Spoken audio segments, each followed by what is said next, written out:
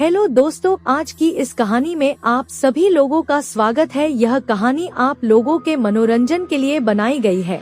रात के 7 बजे थे। सुरेश ऑफिस में काम कर रहा था। बाहर तूफान के साथ भारी बारिश हो रही थी। सुरेश एक जमीन के प्रोजेक्ट पे काम कर रहा था। काम में व्यस्त होने के कारण उसको वक्त का पता ही नहीं था। जब उसका काम खत्म हुआ तब घड़ी में 10 बज चुके थे। बैटरी कम होने के कारण उसका मोबाइल भी थोड़ी देर में बंद हो गया। जब वो बाहर निकला था तो उसके होश उड़ गए। काली अंधेरी रात थी, सुनसान रास्ता था और आसपास में कोई नहीं था। तूफान के साथ तेज बारिश गिर रही थी। भारी बारिश की वजह से बिजली के खंबे से सारी बत्तियां भी बुझ चुकी थी। सुरेश ने जैसे तैसे करके अपना स्कूटर निकाला और अपने घर की ओर जाने लगा। कुछ देर बाद अचानक रास्ते में एक बिल्ली दिखाई दी, इसलिए सुरेश ने स्कूटर को ब्रेक लगाई। लेकिन ब्रेक लगाने के बाद सुरेश का स्कूटर वहीं पर ही रुक गया। सुरेश को ऐसी अनुभूति हुई जैसे मानो उसका स्कूटर किसी ने जकड़ लिया हो। सुरेश स्कूटर से उतरा और काफी बार प्रयास किया, लेकिन स्कूटर चालू ही नहीं हो रहा था। तेज बारिश की वजह से सुरेश पूरी तरह से भीग चुका था। ठंड के मारे वह कांप रहा था। अचानक स्कूटर बंद होने से उसकी घबराहट और ज्यादा बढ़ गई। वह अपने स्कूटर को साइड में ले गया और डर की वजह से कुछ देर अपनी आंखें बंद कर ली। थोड़ी देर बाद उसको एहसास हुआ कि उसकी पीठ पर किसी ने हाथ रखा है। सुरेश जोर से चिल्लाया, कौन है? कौन है? मुझे छोड़ दो। उसने पीछे मुड़कर देखा तो कोई नहीं था। उसने सोचा कि शायद उसका वहम होगा। वह बहुत डर गया था। अचानक उसने बत्ती बुझने और जलने की आवाज सुनी और पास में देखा तो उसके स्कूटर की बत्ती जल रही थी और बुझ रही थी। ऐसा कुछ पलों तक चला, फिर बत्ती बुझ गई। सुरेश को कुछ समझ में नहीं आ रहा था कि अब वह क्या करे। वो कुछ हरकत करता उससे पहले ही उसके सामने एक लटकता हुआ सफेद छाता उसको सामने दिखाई पड़ा।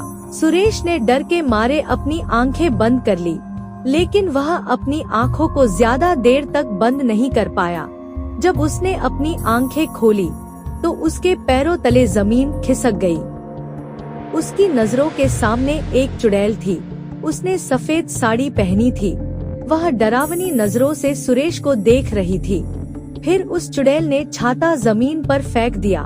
सुरेश ने देखा कि बारिश की बूंद चुड़ैल की साड़ी पर गिरते ही बूंद लाल रंग की हो गई। धीरे धीरे पूरी साड़ी लाल रंग में परिवर्तित हो गई। यह दृश्य देखकर सुरेश भयभीत हो उठा और अपना स्कूटर चालू करने लगा। सौभाग्य से उसका स्कूटर चालू हो गया और वह तेजी से अपने घर की ओर बढ़ने लगा। कुछ देर बाद वही चुड़ैल सुरेश के स्कूटर के सामने आ गई। सुरेश स्कूटर को नियंत्रित नहीं कर पाया और स्कूटर एक पेड़ पे जाके टकराया। पेड़ से टकराते ही तुरंत सुरेश की मौत हो गई। अगले दिन सुबह जब कुछ लोगों ने यह देखा तो पुलिस को बुलाया और लाश को सुरेश के घर वालों को दे दिया और पुलिस ने जांच पड़ताल करके यह बताया कि सुरेश की मौत अकस्मात से हुई। वह तेज रफ्तार से स्कूटर चला रहा होगा और नियंत्रण न रहने पर पेड़ से टकराकर उसकी मौत हुई। सुरेश की मौत के कुछ दिन बाद ऐसी ही तेज बारिश हुई जितनी उस रात को हुई थी। सुरेश के 2 खास दोस्त थे, रमेश और परेश। वो दोनों सुरेश के साथ ही काम करते थे। रात के 3 बजे थे। रमेश अपने कमरे में सो रहा था। उसको आसमान से बिजली कड़कड़ाने की आवाज सुनाई दी। रमेश ने अपना ध्यान सोने पे केंद्रित किया। अचानक उसको ऐसी अनुभूति हुई जैसे किसी ने उसको एक थप्पड़ मारा हो।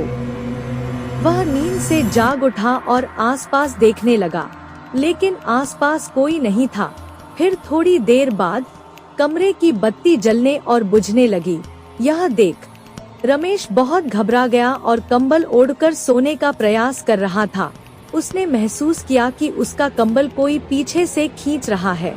वह जोर जोर से चिल्लाने लगा, मुझे छोड़ दो, मुझे जाने दो। उसके कुछ देर बाद सब कुछ शांत रहा। फिर अचानक खिड़की अपने आप खुल गई और उसमें से एक हाथ बाहर से अंदर आया। जिसकी हथेली पर खून ही खून था। उस हाथ ने कसकर रमेश का गला पकड़ा और उसको मौत के घाट उतारकर रस्सी की मदद से पंखे के नीचे लटका दिया। अगले दिन सुबह रमेश का दोस्त परेश जब उसको बुलाने आया तब उसने यह दृश्य देखा और तुरंत पुलिस को सूचना दी।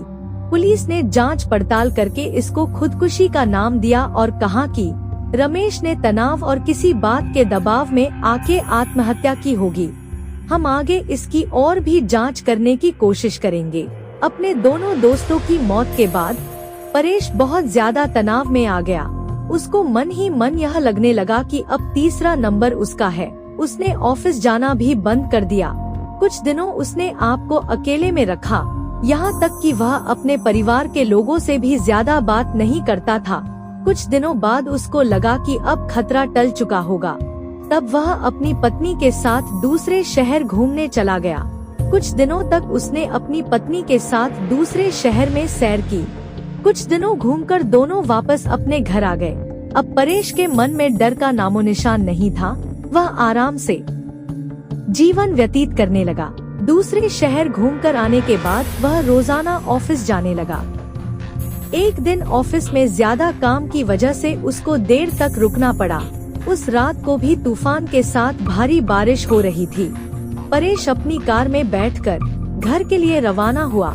रास्ते में एक बड़े से खड्डे के साथ उसकी गाड़ी टकराई और कार का एक पहिया खड्डे में गिर गया।